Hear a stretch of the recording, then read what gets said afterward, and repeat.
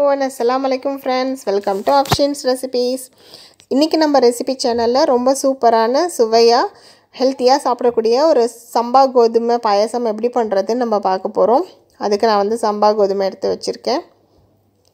ஒரு கிளாஸ் சம்பா கோதுமை எடுத்து வச்சிருக்கேன். இதை வந்து வாஷ் பண்ணி வச்சுக்கலாம். இப்போ நம்ம இது பாத்திரத்துல வைக்க போறது இல்ல, குக்கர்ல தான் வைக்க போறோம். பாத்திரத்துல வச்சனா ரொம்ப டைம் பிடிக்கும் வேகிறதுக்காக. சோ குக்கர்ல வச்சுக்கோங்க. குக்கர்ல வச்சீங்கன்னா கொஞ்சம் சீக்கிரமா ஆயிடும். ஒரு கிளாஸ்க்கு 4 கிளாஸ்ன்ட்டு நான் தண்ணி சேர்த்திருக்கேன். நம்ம கிச்சடி பொங்கல் செய்ய போறோம்னா கரெக்ட்டான அளவு தண்ணி போடணும். பட் இதுக்கு வந்து தண்ணி எக்ஸஸா இருந்தாலும் பிரச்சனை இல்ல பாயாசம்ன்றதுனால 1க்கு 4 கிளாஸ் போட்டீங்கன்னா கொஞ்சம் வாட்டரியா தான் இருக்கும். இப்போ இந்த மாதிரி வைக்கும்போது ஒரு பிஞ்ச் அளவுக்கு salt சேர்த்துக்கோங்க. salt சேர்த்தாச்சு. இப்போ நம்ம இத மூடி விசிலுக்கு விட்டுறலாம்.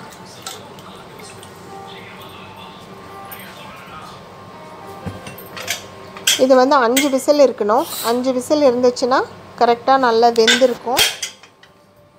இத மூடி விசில் போட்டுறலாம். அடுத்து இதுல நம்ம வந்து சர்க்கரை சேர்க்க போறது இல்ல, வெல்லம் சேர்க்க போறோம். அதுக்கு நம்ம வெல்லத்தை வந்து உருக்கி ரெடி பண்ணிக்கலாம். நான் இந்த அளவு வெல்லம் எடுத்துர்க்கேன். இப்போ இதல கொஞ்சமா தண்ணி ஆட் பண்ணிக்கோங்க. தண்ணி ஆட் பண்ணிட்டு நல்லா கொதிக்க விடுங்க. வெல்லம் நல்லா கரஞ்சதுக்கு அப்புறமா அத வந்து நம்ம வடிகட்டி எடுத்து வச்சுக்கலாம். நல்ல வெல்லம் கரஞ்சிருச்சு இதல. இப்போ இத வந்து வடிகட்டி எடுத்துக்கலாம். ஏன்னா அதுல சின்ன சின்ன தூசு துரும்பு ஏதாவது இருக்கும். அது வந்து பாயாசத்துல சேர கூடாதுன்றதுனால வடிகட்டி எடுத்து வச்சுக்கோங்க. இப்போ பாருங்க 5 விசில் போயிட்டு நான் ஓபன் பண்ணி பார்த்திருக்கேன். எப்படி நல்லா வெந்திருக்கு பார்த்தாலே தெரியுது. கொஞ்சம் திக்கா இருக்கு. சோ அதுல நீங்க கொஞ்சம் தண்ணி ஆட் பண்ணிக்கலாம். அடுத்து நான் வந்து இந்த திக்கா பால் சேர்த்திருக்கேன். இது வந்து க்ரீம் மாதிரி இருக்கும். நல்ல திக்கா இருக்கும்.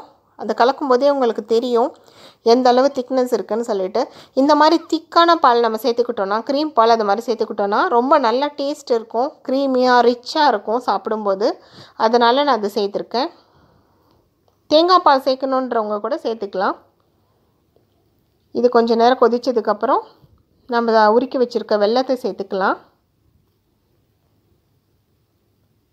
பாருங்க வெல்லத்தையும் சேர்த்தாச்சு. இப்போ இத நல்லா கலந்து விட்டுறலாம். வெல்லம் சேர்த்த உடனேயே அதனுடைய கலர் நல்லா சேஞ்ச் ஆயிடுச்சு. அடுத்து வாசனையும் வேற மாதிரி சூப்பரா வர ஆரம்பிச்சிருச்சு. வெல்லத்தோட வாசனை வந்துட்டு இருக்கு. இப்போ இதல போடுறதுக்காக நான் நட்ஸ் எடுத்து வச்சிருக்கேன். பாதாம் மெல்லிசா சீவி வச்சிருக்கேன்.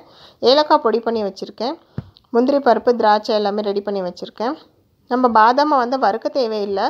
இது வந்து சாப்பிடும்போது வாயில நரநரன்னு கடிப்படும்போது ரொம்ப நல்லா இருக்கும். சோ பாதாமை அப்படியே சேர்த்துக்கலாம். ஏலக்காய் தூளையும் இப்பயே நம்ம சேர்த்துக்கலாம். இது போட்டு கொஞ்ச நேரம் கொதிக்கிட்டோம் லைட்டா. கொதிக்கிறதுக்கு முன்னாடி அடுத்து நம்ம வந்து தாளிக்கிறதுக்கு ரெடி பண்ணிடலாம். தாளிக்கிறதுக்கு நான் 3 டேபிள் ஸ்பூன் நெய் எடுத்து வச்சிருக்கேன். அதுல முந்திரி பருப்பை போட்டு நம்ம வறுத்து எடுத்துக்கலாம்.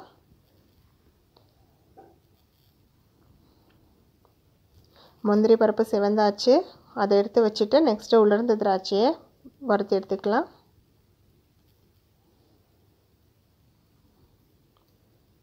உலர்ந்த திராட்சை ரொம்ப டைம் வறுக்கணும்னு கிடையாது. கொஞ்ச நேரத்திலேயே அது வந்து நல்லா பொரிஞ்சு மேலே வந்துரும். கேஸ் ஆஃப் பண்ணிட்டேன். ரொம்ப டைம் விட்டா கருத்து போய்டும். சோ இந்த மாதிரி ஸ்டேஜ்ல நம்ம எடுத்துடலாம். இப்போ இந்த பாயாசத்துல இந்த நெய்யோட சேர்த்து இத நம்ம கலந்துக்கலாம். பாருங்க பார்க்கவே சூப்பரா இருக்குல. முந்திரி பருப்பையும் சேர்த்துக்கலாம். இதுல நம்ம வந்து க்ரீம் மில்க் சேர்த்திருக்கோம், வெல்லம் சேர்த்திருக்கோம். ப்ளஸ் இந்த நெய் வாசனை எல்லாமே கலந்து ரொம்ப நல்லா இருக்கும். எல்லாருக்குமே ரொம்ப பிடிக்கும். வெல்லம் சேர்த்ததுனால அது ரொம்ப ஹெல்த்தியும் கூட. பாருங்க எவ்வளவு சூப்பரா இருக்கு. பாக்கும்போதே சாப்பிடணும் மாதிரி இருக்கு. நீங்க வீட்ல கண்டிப்பா அத ட்ரை பண்ணி பாருங்க. இதுவரைக்கும் யாரும் செஞ்சு பார்த்தது இல்லனா கண்டிப்பா ஒரு டைம் ட்ரை பண்ணுங்க. உங்களுக்கு கண்டிப்பா பிடிக்கும். என்னோட இந்த ரெசிபி உங்களுக்கு பிடிச்சிருந்தா என்னோட சேனலை லைக் பண்ணுங்க, ஷேர் பண்ணுங்க and subscribe பண்ணுங்க. Thank you friends.